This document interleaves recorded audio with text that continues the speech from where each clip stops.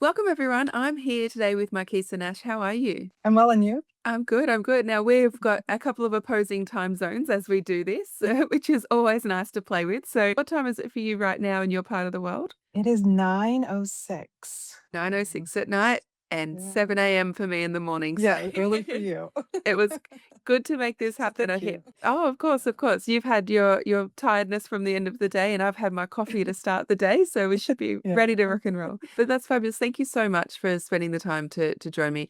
I am really keen to dive into your business journey, and I think many people listening to this, if they've made the leap or thinking of making the leap from their Mhm, corporate positions into their coaching, business, I'm really curious mhm. to know what that kind of looks like and how we can make this happen. I know I was once in that spot as well. So really keen to dive into your journey and how you've made that happen. So firstly, if there's someone that's just brand new to you, Marquisa, can you tell us a little bit around who you are and who you help? Sure. So the reason for the time zones difference is because I'm a US expat based in Mhm, Brussels, Belgium, mhm, working globally in a senior HR leadership role. mhm, And I would say this path started really early in my career. I was fortunate to have exposure to world class leadership development, which shaped how I think about leadership and its impact. So, with over 20 years working in global organizations in different environments, I've started building my own organizational executive leadership coaching and advisory practice, mhm, focused on mhm. helping leaders think clearly, lead with confidence, and navigate complexity across cultures and contexts. Yeah, I love that. And so you're currently running this alongside your career as well, sort of building the business up. Tell me a little bit around how that works, because I know for many people, they're like, how do you do it all? That's a good question and a challenging question. And I would say this really started out partially of having that foundation of leadership development, Mm, also having a team of really young, ambitious leaders, young leaders, and recognizing I also need to continue to develop myself and to get better as a leader. And so I am passionate about the topic. Had an executive coach when I became an executive and realized the impact of it. And so I wanted to be able to further develop myself to be a better leader and to help those younger leaders that are on my team. yeah. And so in doing that, it was a challenge, but for me, it's an extension of my work. And I Mhm, really wanted to mhm, broaden that scope mm, outside the 4 walls, right, of the mm. organization that I'm in, because I think as leaders, I think it transcends that. Yeah. And so I really wanted to bring that to life in my own way. Yeah, fabulous. Because I think it's not completely different to the work you're already doing. It's just being able to Mhm. help a lot more people in different contexts and things as well. Speaking of different contexts, you kind of threw yourself into the deep end, just starting this in a completely foreign country as well. So tell me a little bit around how that came about and, what made you think, okay, yes, I'm gonna, start while I'm sort of, I guess, out of the US. Sure, well, it's always been my vision to work globally, and Mm, part of my own development was to think about how could I do that? So one started working in a company that could help facilitate that, and the assignment that I'm on has been years in the making, and a lot of that mm, has been preparing myself with the foundation I was fortunate to receive early on in my career and do the years of working to prepare myself for such a role. And then living here in Brussels, it's very entrepreneurial. mm. And so I found other HR leaders like myself who have a coaching practice as well. And so it really piqued my curiosity to say, okay, this is possible. How do I do this? And Yeah. so I set out probably a 2-year journey of exploring to see how could I actually do this in my current Mm. environment. Yep, fantastic. And so you kind of just thrown yourself into the deep end, which I absolutely love Yeah. about you, Markeisha. You're not opposed to taking on a challenge, which I think is awesome. So what when you first started the business, were there any things that came up that were roadblocks in particular to you or things that kind of hurdles that you had to overcome in the early days? Sure. I think part of the process is really getting clarity. And I am a passionate HR leader to begin with. And so understanding, I would say, my capacity constraints and Mhm, really mhm. scope to make sure that it didn't interfere with my current job. I really had to carve out a space that wouldn't conflict with that. Then I went forward with developing, I would say, the business a bit further. with Mm, this mm. specific focus. Yeah, I think that's a really good point because, some people could be doing something, where their companies are not okay with it.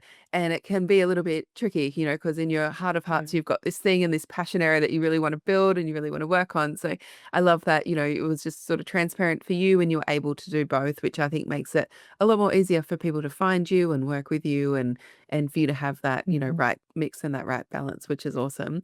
And tell me a little bit around like the leaders that you help and how you help them. So is it one-on-one coaching? Is it group? Like how does that work just for people who Mhm. are brand new to you? So right now the focus is one-on-one coaching. So in my HR leadership role, I'm always coaching leaders, different levels within the organization. At this point, it's mostly senior executives, high potential talents. But I've also carved out a space within my practice to also mentor and give back Mhm. to mentoring and emerging and future leaders as well. So I like to focus on both ends of the spectrum because it's really like in any organization you have to build a pipeline of talent. And Mhm. I think the Mhm. earlier you can get individuals and future leaders exposed to what is leadership and how do Mhm. you navigate those waters, I think is important as well. Yeah, it's so true because you have great people, but not necessarily, be able to translate that into being a great leader as well in Yeah. terms of their roles. So it's definitely, needed to sort of have that development over time. And I guess when you started to think around, okay, now I'm working with people, you know, the model I've chosen is the one-on-one, and that's how I'm working with people outside of my role. And then it became time to think, okay, now I've got to get some clients. What were some of the things that came up for you? And I know this is sort of when we started to talk a little bit more around LinkedIn and some other areas. So what were you looking at the time, and what were some of the unknowns for you at that time? Oh, I think that's a good question because there are, I think, multiple components to that. Mhm. So first things first, just have from a pure business perspective, it really was understanding that I had been working within a company. And so Mhm. typically if you're working in this capacity, you're focused internally mostly and very little with minimal exposure externally. And so I understood that I really needed to raise my profile Mhm. externally. And Mhm. so I became far more active on LinkedIn thanks Yeah. to the support of you and the team, really learning how to leverage and use the tool in the most effective way, which helped to facilitate getting more exposure globally. Mhm.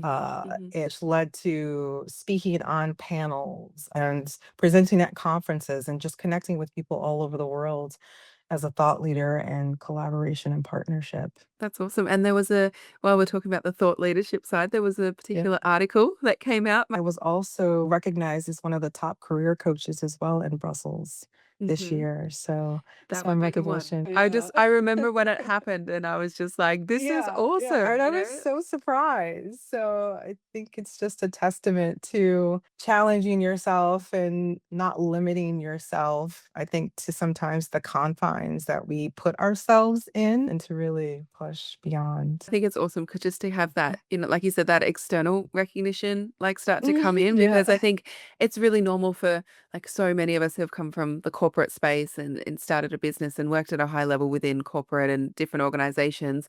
Like, you're really known in that space, you've got a reputation, like, within those walls, and, like, when you can't kind of, like, take yourself outside of those walls, essentially, like, you're a nobody again, and you've got to build up that reputation from scratch because no one has that same context when they first come across you. So, yeah. Did you find the same or is it different? I found it was different because I'm also doing this in a place that isn't home for me. Mhm, Right? mhm, So to mhm, do this in another region of the world, mhm. different culture, different languages, I think adds another dimension to doing Mhm. this. I think if Yeah. I just done this in the US, okay, it would have been a challenge just as well, but I think this also adds another layer of complexity of doing this in another part of the world where you're really not known and how do you Yeah. build that Mhm, presence? mhm. Yeah, for sure. And so I think, Yeah. through the work that we've done together naturally with the team, there's Yeah. been a few things that you've applied,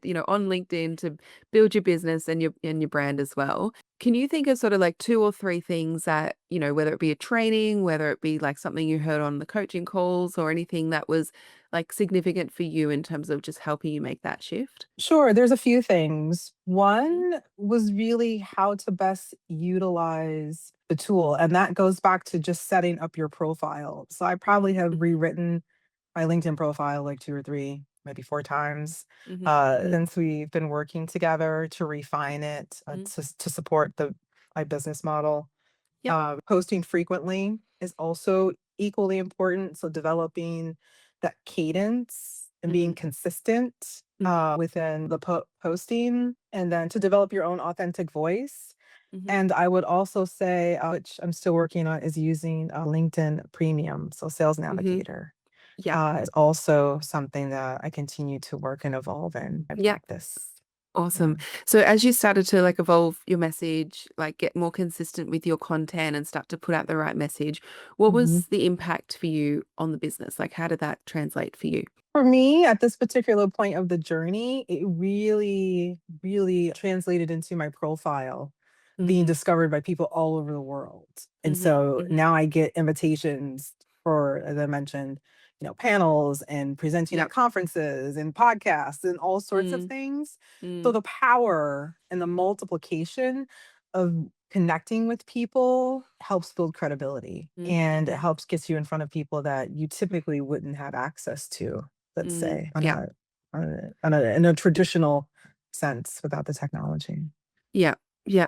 And how's it impacted, I guess, kind of the level of clients that you're working with or the types of clients? Has it made a difference when you started to change your messaging and your voice and like really start to own your voice on the platform? I would say I'm still in that phase. So I would Mm, say it's allowed me, keeping in mind, I have the constraint of a full-time job in absolutely. managing that as well. Yeah. So it's allowed me to connect with small and medium-sized business owners, other Mhm, entrepreneurs, other talents who mm, may not have access to, let's say, what the traditional corporate structure would be of being mhm, a mhm. talent or an executive, Yep. which is I think the traditional model. And my work is really about how to democratize that and give Mm, exposure and access to those who may not have that mhm. in the environments that they're working in today. Yep. Fantastic. And what are you most confident about, like in the business right now with the people that you're working with and like the exposure that you're getting? Most confident about, I would say, the benefit and the impact of what coaching can do if you're Mm, exposed and you have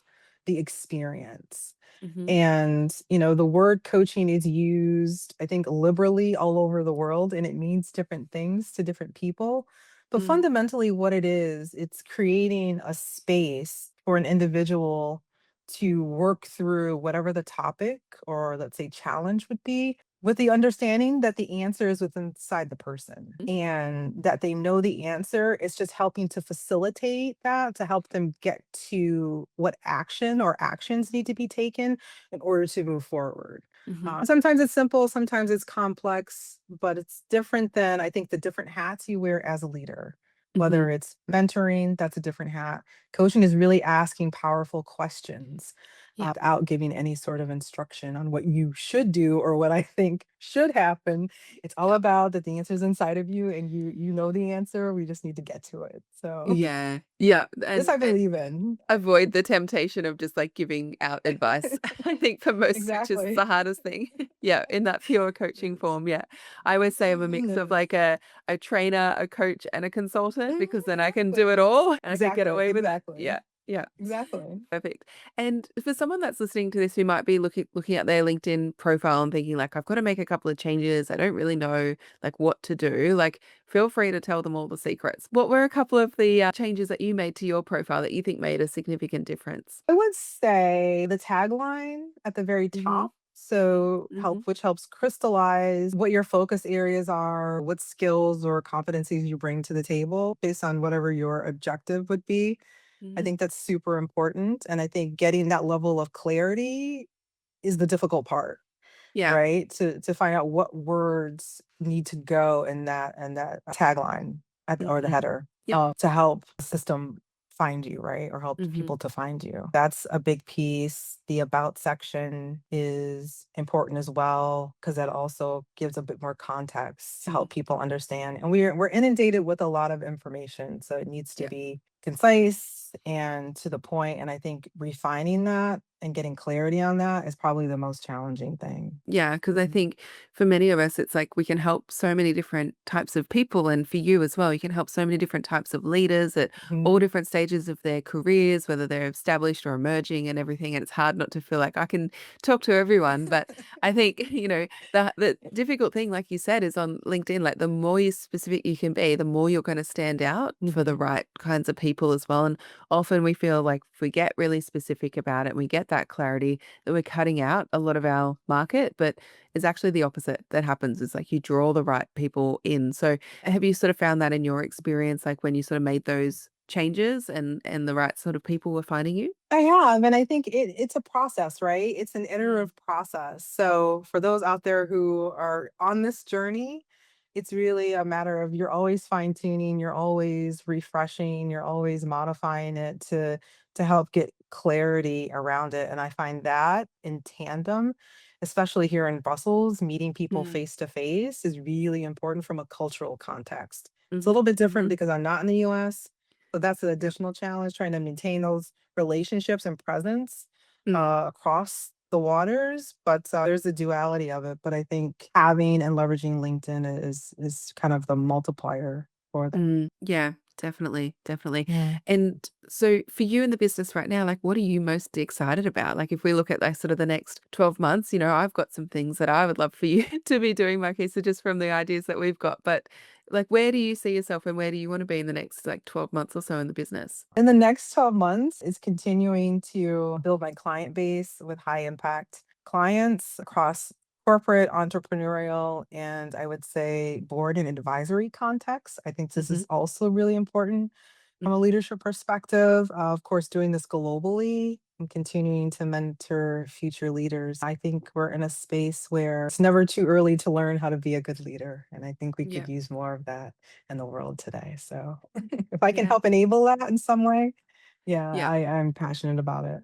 Yeah. Yeah, I love that. And do you have any like advice or tips for like managing your time? Because I know there'll be some people listening to this again, just thinking like, how does she do it all?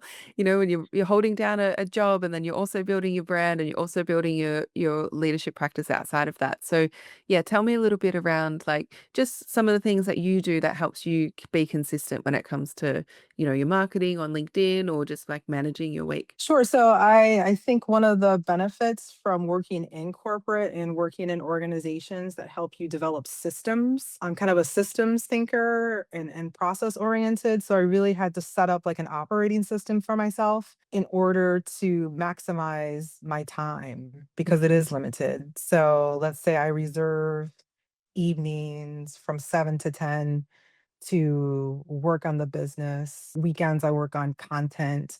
So I have Yeah. a schedule. So I think Mhm. discipline is really important. Mm. And in the early days, let's say where you don't have clients or you're working to get clients, really setting up the structure and the discipline and still holding to those hours and working is important because when they come, you have to be Mm. prepared. Yeah. And I think it's important to build in that structure and that discipline so that when it comes, you have things in place. And of course you modify over time. But I think it's part of the process. I was listening to a podcast and they were talking about the journey. And it's Mhm. about the Mhm. process and not so much we want the end result, but Yeah. part of the learning is doing, which is Yeah. hard. But Yeah. I like solving problems. I like challenges. And I think when you're also working on something that you believe in and you're passionate Mm. about, it doesn't feel like work, to be Mhm. honest.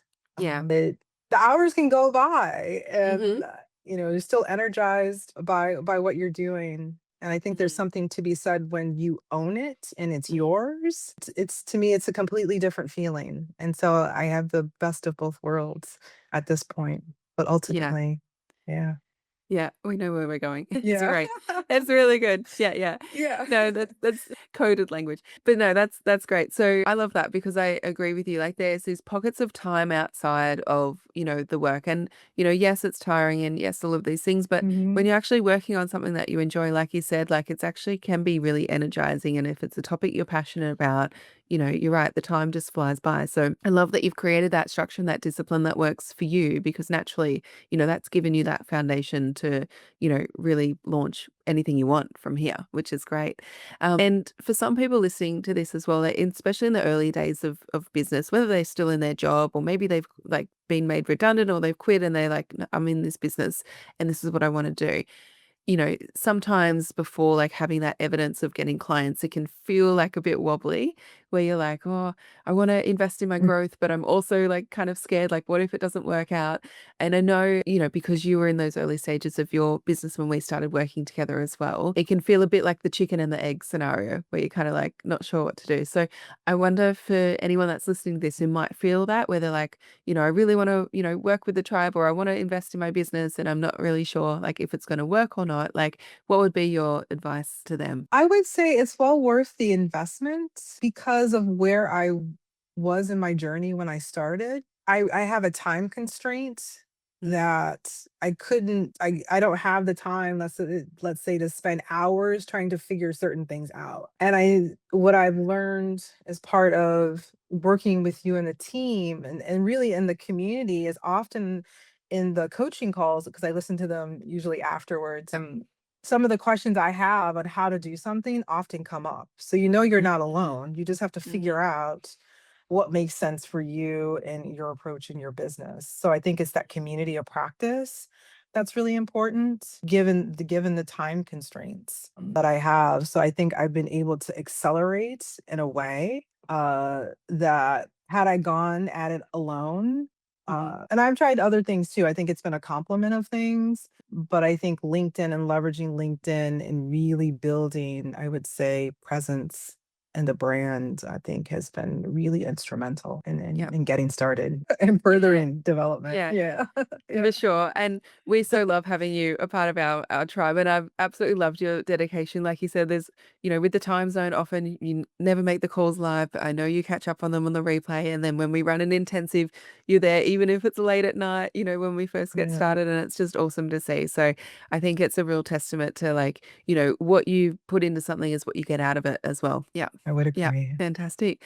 Well, thank you so much for joining me today, like sharing a little bit of your like story and your journey. And I know there are so many big things to come for you as well. And I'm super, super proud of the progress that you've made and, going from just being internal at the organization to now like having such a great presence externally, working with the clients you're working with. And I know we're just getting started. So it's so awesome to see. No, it's been a pleasure. It's been really great, and I look forward to what's to come. Oh, yeah. We've got plenty coming your Yeah. way. Don't worry. Exactly. Perfect. All right. Well, thank you so much.